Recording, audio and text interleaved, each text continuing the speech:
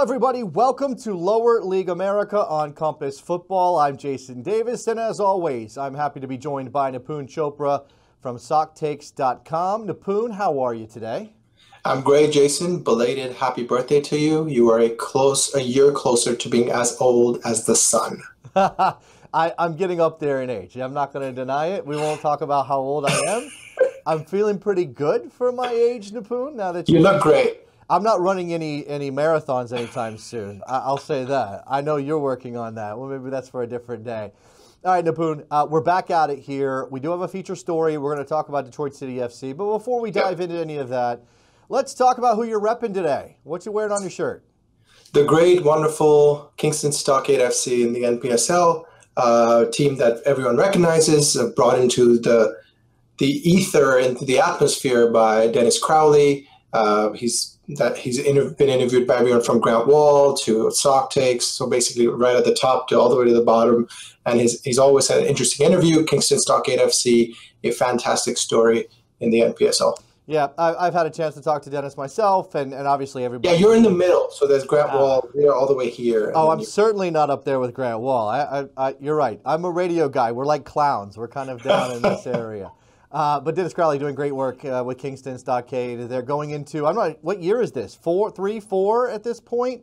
I think three. It might be year 3, and they've built up as they've gone along. Fantastic stuff.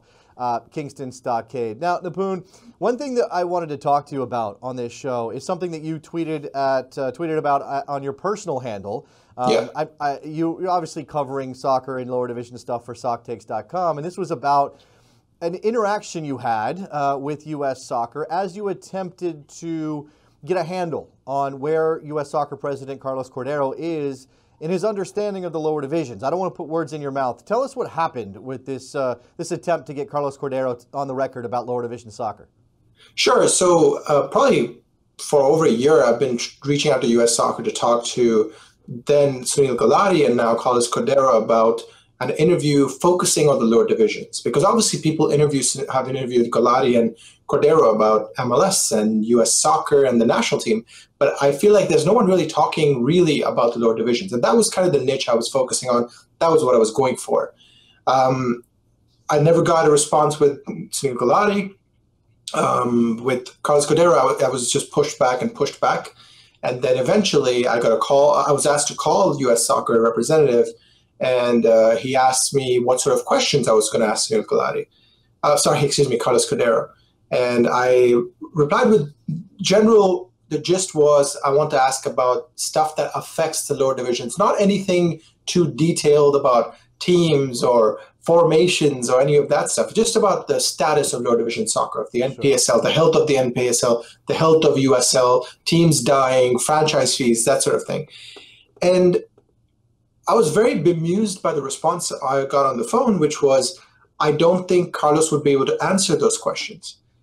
And I was very confused, and I responded with that. I'm very confused by what you're saying. What do you mean Carlos cannot answer these questions? He's the president of U.S. Soccer. And U.S. Soccer responded with, well, what do you think U.S. Soccer president does? So it was this weird conversation that felt as though it was going nowhere. Well, what's interesting as you're talking about this, Nipun, is that, it obviously brings up a question, and it's something that obviously whatever rep you spoke with was trying to imply. Can a U.S. Soccer president sort of be all things? How knowledgeable do we require a U.S. Soccer president to be about the structures of lower division soccer, about the health of individual teams, about things like the professional league standards, which we focused on heavily on this program because they relate directly to the health of leagues like the NASL, the USL, and so on. Look, I think that Carlos Cordero should make himself available to talk about lower division issues. The question is, and we've got an issue of image here, U.S. Soccer doesn't want to put their president in a position where he might be found out about this. So do you think that knowledge is something that Carlos Cordero needs to have when it comes to the NPSL, the UPSL, the PDL, the championship now? I think he should have knowledge about what the problems they face. I mean, if he doesn't have knowledge about those, he's really not U.S. Soccer president. He is USSF and MLS president. And I don't think that that's acceptable. I don't think that the U.S. Soccer president is serving only the top bar of the soccer pyramid. And to your point, Jason, I think it's possible that those were questions that were difficult for him to answer, and that's why he was given the option to answer them via email. And even that was, I got the response with, I don't think Carlos can answer those questions, even via email. So it leaves a serious question of either he's too busy to do this, or he really cannot answer those questions, or as US Soccer tried to tell me, it has more to do with the lawsuits and stuff, which is also demonstrably false. So it leaves a very bad taste in my mouth.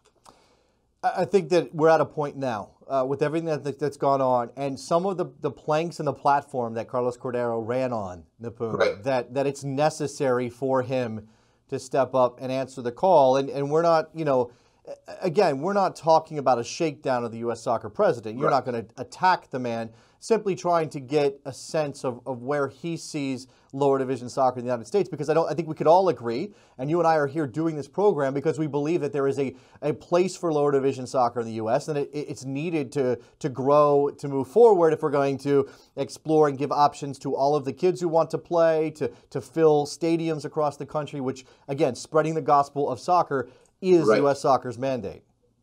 That's exactly right. And I said that as much too to the U.S. Soccer representative, that the biggest goal of U.S. Soccer is to grow the sport. And the questions that I was interested in directly deal with that. And I felt that the way it was handled was incredibly disappointing. Let's hit a couple of pieces of news here before we begin Yes. with our feature story on Detroit City FC, specifically about Penn FC, a team that you've been hinting some things about on this program. Yeah, so Penn FC is now officially, it was officially announced this week that they will be playing in League One, which is currently USL D3, in 2020. They will go on hiatus in 2019, which is an interesting wrinkle, one that I didn't expect. But the fact that they are joining D3 is now official, and it is troubling because they just went through a rebrand, recently from the Harrisburg City Islanders to Penn FC, and now there are rumors of them possibly leaving Harrisburg. So a lot to be determined with how this plays out, but disappointing for a historic team. So Penn FC, looking at D3 in 2020, a new team added to the USL Championship for 2019 is starting up in Albuquerque, New Mexico, Nipun. And as is the case when new teams are birthed into the world, they come with branding, they come with a logo, Right. They come with colors. And let me tell you, and I'm sure a lot of people have seen this already, if not, you'll see it on your screens here. New Mexico United's branding leaves a lot to be desired in my mind, Nipun. It's very simple. Two colors, black and yellow. The diamond that has the number 18 in it for the year that they were founded, I suppose. There is a nod to the heritage of New Mexico, the Zia people, which is represented on the flag of New Mexico, but it doesn't even seem like they really brought in those elements of the flag. And as always is the case, I am incredibly frustrated when American soccer clubs just go the easy route and name themselves United. I agree with you. And, New Mexico United missed a real opportunity to somehow tie in a brand with Breaking Bad. I mean, there could be a Heisenberg reference in there. There's so many fun things they could have done, but seems like they went with the safe route, which is something that people like yourself and myself kind of remark on with a lot of these teams. Yeah, not so happy with New Mexico United. Am happy with Detroit City FC and their growth over the past couple of years. Let's step aside. When we come back, we'll dive into our feature today, this story of Detroit City FC, a phenomenon in the NPSL. Stay there.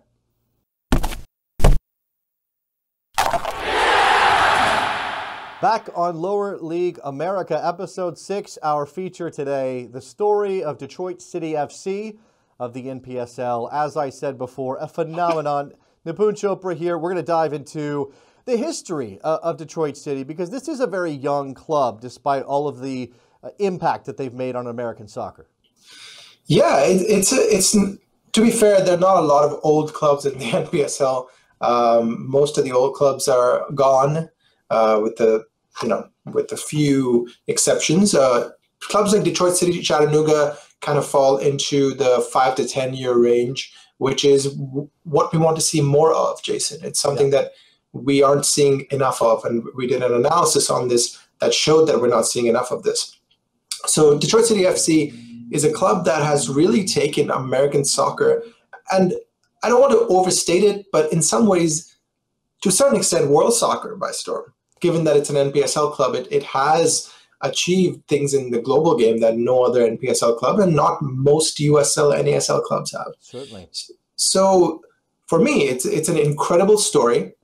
And Jason, I don't know if you'll agree with me, but there are actually a lot of similarities between the FC Cincinnati story at a bigger level with USL and Detroit City FC at the NPSL level. They certainly captured something in their respective cities. Yes. And I think that, maybe I'm not being completely, I want to be careful here. I'm going to throw out a label. Maybe people in that part of the country will disagree. I want to say Rust Belt. That's kind of the thing we're talking about here. Maybe Cincinnati doesn't fall into that particular area, but there's a Midwestern thing that's happening in Cincinnati. I'm sitting in Indianapolis, so yeah, feel free to say anything more, Jason. I will reach across the screen and grab you by the throat. No, but it's not, and it's not to say that Cincinnati has been in the places that Detroit has been economically or anything like that societally, but that is something that Detroit City has captured. And I think we both had a chance to talk to the principals there. I took a trip to Detroit myself, and when you talk to the ownership, when you talk to Sean Mann and the people behind this club, what they'll tell you is that they wanted to tap into, let's bring Detroit back. That's part of a spirit that kind of transcends all across all elements of Detroit at the moment, but they didn't have a soccer club. These 5 guys get together, they throw some money in a hat, it builds out of an adult league in Detroit, and they start this club. And it's amateur, and it's low level, but considering how young they are, considering that it's amateur, they've done remarkably well. As you've reported, as we've talked about, the attendance is off the charts for an NPSL team. They've blown the doors off of it, averaged of 5,900 fans last year. And while it's a short schedule and there's some other things that play into that, cheap tickets being one of them, it's remarkable. It is remarkable. And that number, I think, is important because I was looking at the USL average attendance provided by Mike Pendleton, who's a fantastic resource for that sort of thing. And it shows that compared to all the attendance this year, Detroit City's attendance would have been 10th, I believe, in the USL out of 33 teams. That's incredible. That is an incredible achievement for an NPSL club, which is, as you said, is playing at an amateur level. But I think, Jason, and this is a very important point that you raised, which is that the reason we're seeing this is, of course, there's a love for soccer. No one's denying that. But there is a love for Detroit City, the city itself, and the pride in the city, and the camaraderie in a city that is coming back to life, that has really galvanized and propelled this NPSL club to the heights that it's at. One of the things here that is important to point out, and one of the major elements in this, and we certainly have some fan perspective that we want to share as we talk about Detroit City FC today, is that they built a culture, that they have a feeling about their club. This is an intangible thing that I think a lot of American soccer clubs chase and can't figure out. How do you get something that feels us, that feels unique? And Detroit City has that, and it's partly because of the fan base that they've attracted, and that rebellious attitude, the aggressive attitude, the braggadocio, as you wrote it here in our notes today. It is kind of it's a rawness, and there's an anger to it, and I think it'd be easy for a lot of people standing on the outside of Detroit City to say, oh well, that's posing, or that does it. It's weekend warrior stuff. It's wannabe. It's wannabe firms or something like that, and it's not. I don't think it's anywhere near that. You may not like their message or how they deliver it sometimes, but there's no doubt that they love the club and that they love the culture. And I'm past this point, Nipun, of worrying why people go out to soccer matches. If you go out because the crowd is great and you only half pay attention to the field, fine. Eventually you'll get there, and even if you don't, you're still in a soccer stadium. You're still watching the game. That's exactly right. And I've been through this journey myself, Jason, where I've wanted more collaboration and things like that. But the truth is, being on the other side of it as a part of a supporter group, the reason supporter groups stick together and propagate is the insularity, is the togetherness, is the us against them mentality that is so perfectly and constantly shown by NGS, the supporter group for Detroit City FC.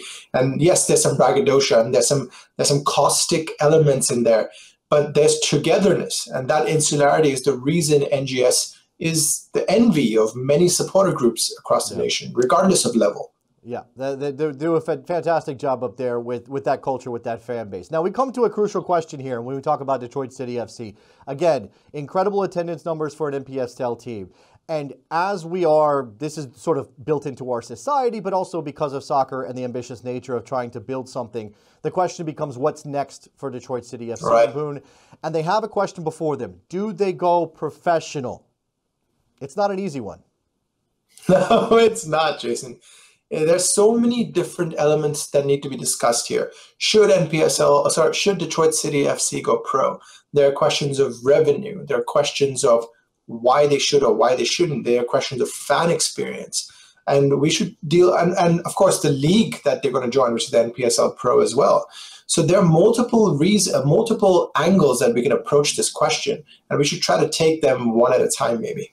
Well, okay, let's get in. So let's bring in just the note that this team, this ownership group has spoken to professional leagues in the past. At one point, they talked to NASL, and obviously NASL is on hiatus at the moment. There are lots of reasons for that. We've broke them down in previous shows. Go back and watch the rest of Lower League America. That didn't come to anything, although I understand why NASL would be chasing Detroit City FC. And this is the case. They've built something that makes them very attractive to these leagues. They've talked to NISA, and we know that NISA has gone in a slightly different route and gone around some things, as is always the case. When we talk about professional soccer and clubs going professional, you have to meet those professional league standards. And one of those standards is related to the net worth of the individuals who are principal owners. And you can't put 5 people together and say, well, they're worth $10 million. They can, we can meet this requirement. It doesn't work that way. You have to have a principal owner who meets that requirement. And Detroit owns 35% of the club or more. Right. So they're technically correct, which is the best kind of correct. So now we know that they've talked to leagues in the past, and it hasn't come to anything. Yeah. As for why they want to go pro, Nipun, it's important to mention this, and we have Sean Mann here. Let me just give you some of what Sean Mann said when we asked him, why does the team want to go pro? He said, our biggest priority is playing more games over a longer season to satisfy our growing fan base, which the current NPSL format doesn't permit us. Furthermore, we've stated for a couple years now that we feel like we've redefined what an amateur club can be in the U.S. We've rehabbed a historic 8,000-seat stadium, just opened our training facility. This past summer, we hosted clubs from Liga MX, Serie A, as well as St. Pauli from Germany. Off the field, we've done just about everything you can do as an amateur club in this country, and now look forward to strategically and sustainably continuing to grow the growth of our club and solidify our place in the Detroit sports landscape. That last part is very corporate-y and very, I understand what Sean is saying there, but the part about the format in the NPSL, not necessarily playing to the growing fan base, and that's something we talked about on this show before. You got to have somewhere for these clubs to go.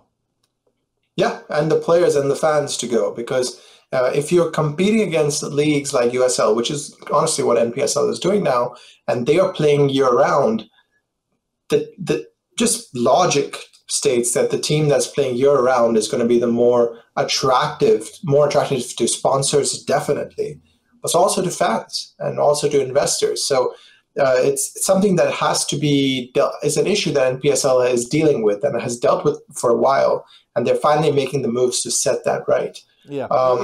In order to grow, they need more games to get more revenue, to get more money, to get more to spend more. And yes, maybe ticket prices go up, but I think that they've established they have a fan base who are willing to follow them in that area. Exactly. And, we talked to a bunch of the fans, Jason, and we heard from people from NGS through Dion, who's the comms guy for NGS.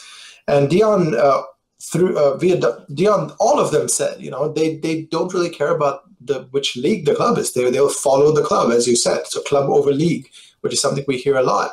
And I think just like we saw with FC Cincinnati, people assumed that once the MLS ticket prices came in, FC Cincinnati would suddenly drop off. But they've sold so many season tickets already for next year. I expect exactly the same with Detroit City FC. Yeah. I don't expect a slight increase in ticket prices or even a substantial increase in ticket prices to quell the incredible movement that is Detroit City FC.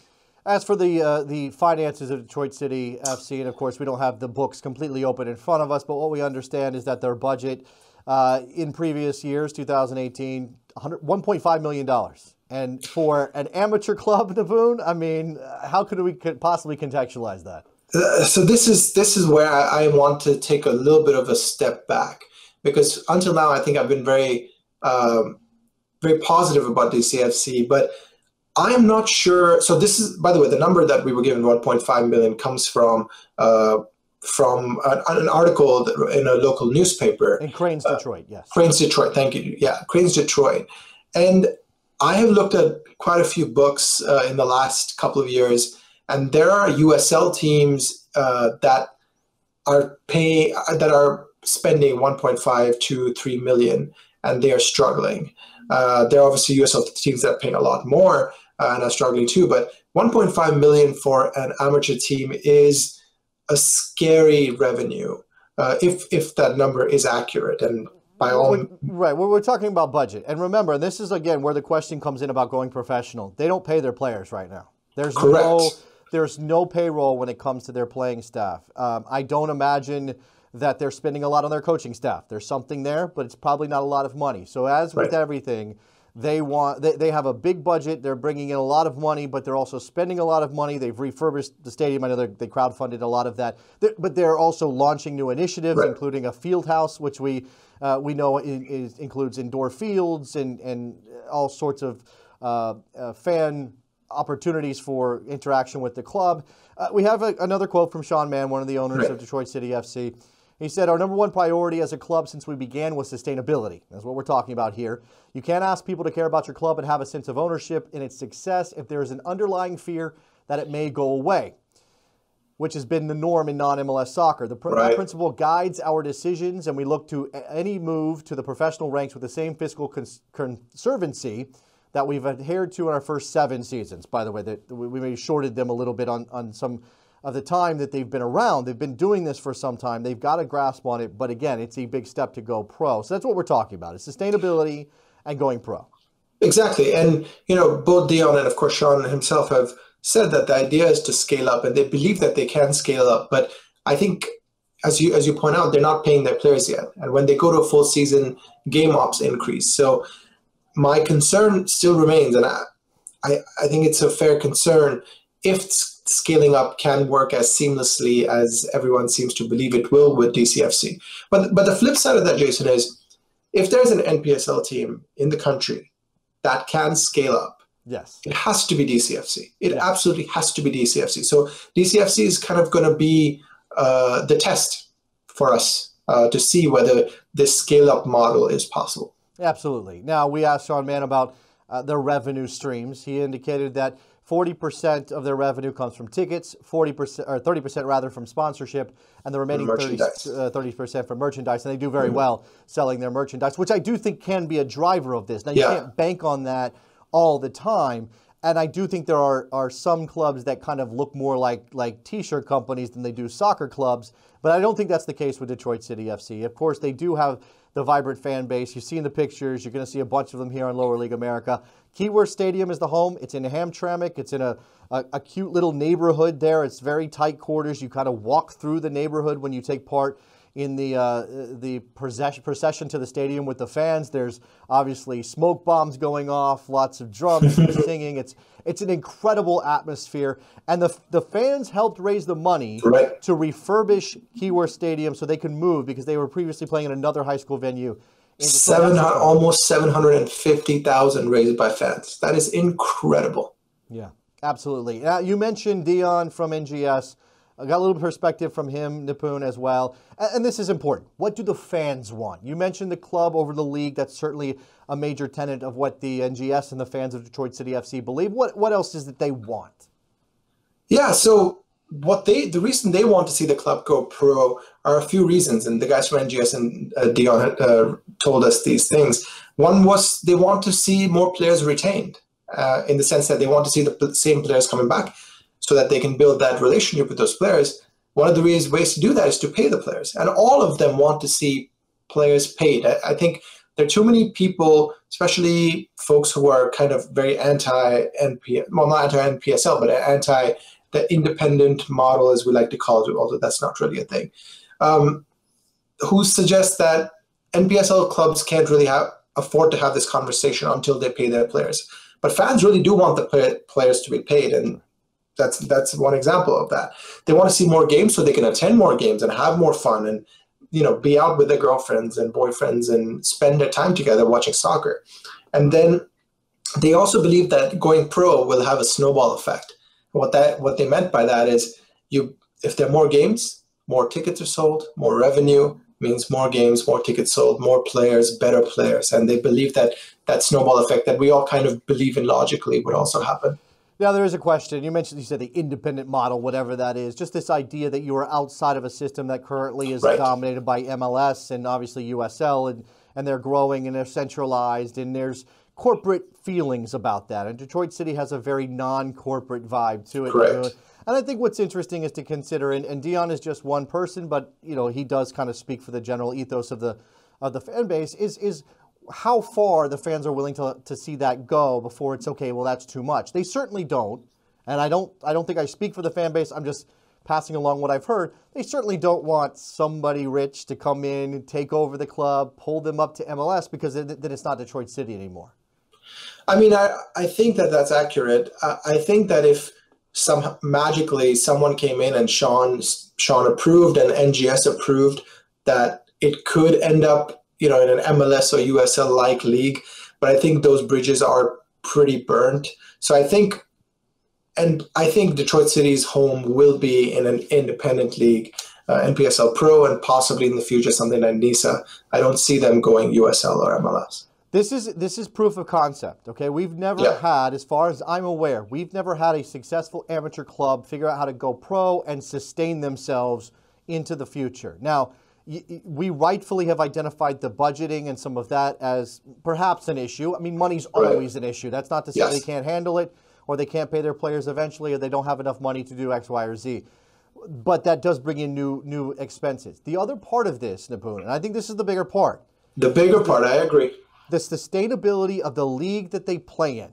Because if they don't have a professional home, and they're not going MLS, they're not going USL, maybe they could find a place in League One, USL League One. Maybe they could find a place in USL League Two.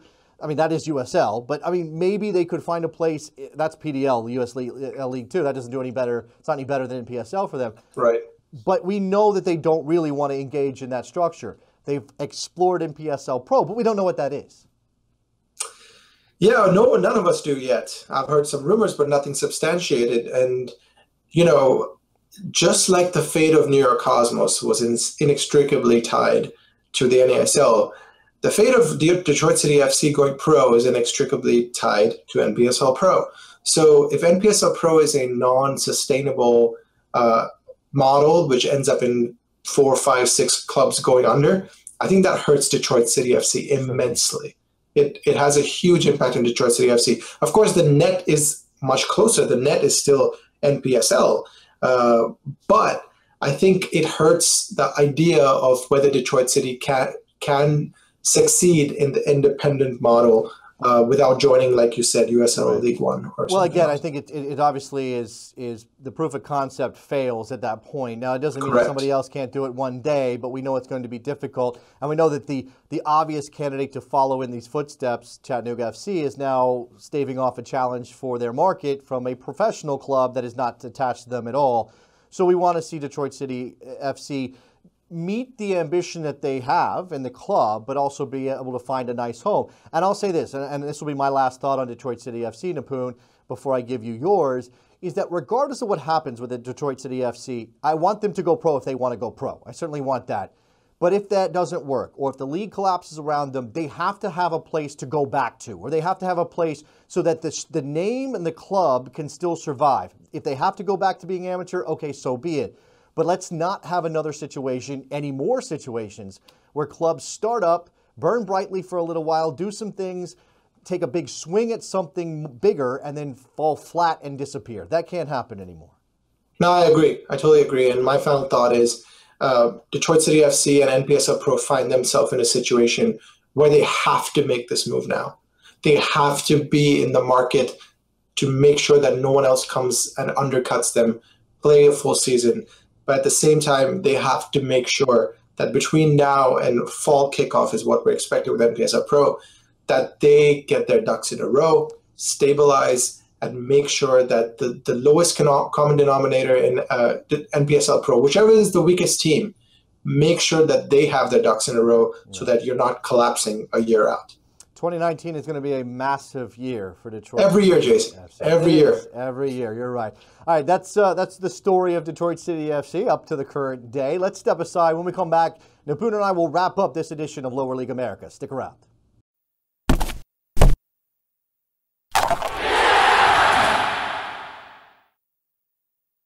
Back to close out episode 6 of Lower League America on Compass Football. Jason Davis, Nipun Chopra. Nipun, I figured we'd just take a little bit of a tour around the lower divisions that are still oh, it's only one of them.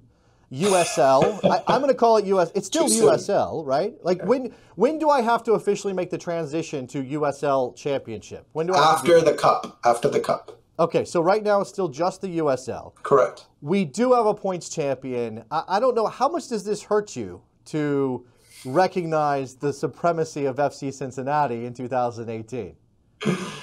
They're an incredible team. They are so incredible what they've done this season is incredible. I thought Alan Koch would struggle with this team. He's done a fantastic job.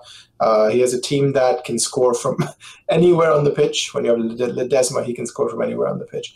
Just a team that is kind of a juggernaut. There are a couple of teams, though, Jason, that I think might beat them in the playoffs. Ooh, okay, well, that's an interesting hint. The last thing I'll say about FC Cincinnati, though, and because I haven't had your reaction about this, the news as reported by Doug McIntyre at Yahoo FC or FC Yahoo, that this team was looking at Fabian Johnson, and not just for next year when they're in MLS, but they wanted to bring him to USL this year, Nipun. That would have been insane. I was blown away by that story. I thought it was like a joke at first. Completely caught me off guard. It would have been. I mean, they've kind of done that with a couple of incredible signings mid-season. Yeah. Fabian Johnson would have been a completely different level. Yeah, completely different level, and obviously MLS stepped in to prevent them from doing it. I don't like that. MLS, what are you doing? But FC Cincinnati still going to finish top of the table, already did in the Eastern Conference. And now it's just about the playoffs. Let's check in quickly on your points. Let's mention Indy 11. They are solidly, well, no, that's not true. Where do you feel they are right now in the playoff chase? I think we got one game left. They're okay, right? They're in fifth. They're in fifth. I predicted at the start of the season they'd finish sixth. They're where they belong. Let's say that with Indy 11, based on the style of football, based on the fact that we built a team in 2 months after joining USL, it's probably where we deserve to be. Respectable. That's respectable, right? And a chance. You play some ugly soccer in the playoffs, Nipun. You can have a chance. Who knows what can happen? FC Cincinnati, Louisville City, you can take those boys down, I'm sure. Let's give a nod to the teams out west. Orange County SC right now top of the table as we record this. And Orange County SC that finally recovered their Twitter account from John McAfee. I don't know if you heard that story, but that was insane. I did not. Why don't you inform me? This was the most insane thing I've seen. On Friday, suddenly we saw OCSC, the Twitter account, had switched over to John McAfee, the guy who started McAfee Antivirus, has a huge, weird history in Central America. You should watch the documentary on Netflix if you haven't. It's called the Trials. Some of his insanity. I'm sorry, maybe that's not the right word. I mean, I think it is. Yeah, I think it is. I think that's exactly the right word. Paranoid might be the word, and then there might be some. I don't know. He's always running from people. People are always chasing John McAfee. Right. Orange County. The version we heard, so I reached out to USL and reached out to people there, and they said that the account had been hacked and they'd been in touch with Twitter. I still haven't found out if the guy tweeting was the real John McAfee, because he was tweeting about the presidential election. He was talking about the Libertarian Party. He was talking about the government looking through your phone. And I was like, this is the real dude. I'm pretty sure this is the real dude, but we haven't found that out yet. But the Twitter account is back to normal. Back to normal. They're in first place. They're trying to stave off a challenge from Phoenix Rising, who does have their fate in their own hands. I mean, there may be a tiebreaker at some point, but right now Phoenix Rising, 2 games left to go. Sacramento, Real Monarchs, Reno, all in the playoffs, as is Portland Timbers too, and just a challenge for the last spot there. St. Louis FC. San Antonio and Swope Park going forward. All right, that's a good. I mean, we're not going to have time to dive into everything. USL, just thought it'd be nice to take a look at a couple of very funny, interesting stories. All right. That's going to do it for Lower League America this week. Nipun, any parting words for our loyal fans who have followed us along on this journey in the early going? Thanks for watching, and make sure you let your friends know about the show. And the show is now out in podcast form as well, so you can listen to it while you're driving. Yeah, here's the deal. So the show comes out on Thursday morning. We're going to post the podcast on Monday morning. It'll be on the Compass Football podcast feed. You'll be able to find it in all the usual places. We're indexed, I believe, in all of those important places, Apple Podcasts and Google and all of that stuff. So make sure, again, as Nipun said, tell everybody you know about the show, because if we don't get the people watching, we can't keep doing the show, and that would be sad. Nipun Chopra from SockTakes.com. Thank you very much for the time. I'm Jason Davis. This is Compass Football. We'll talk to you next week. Bye.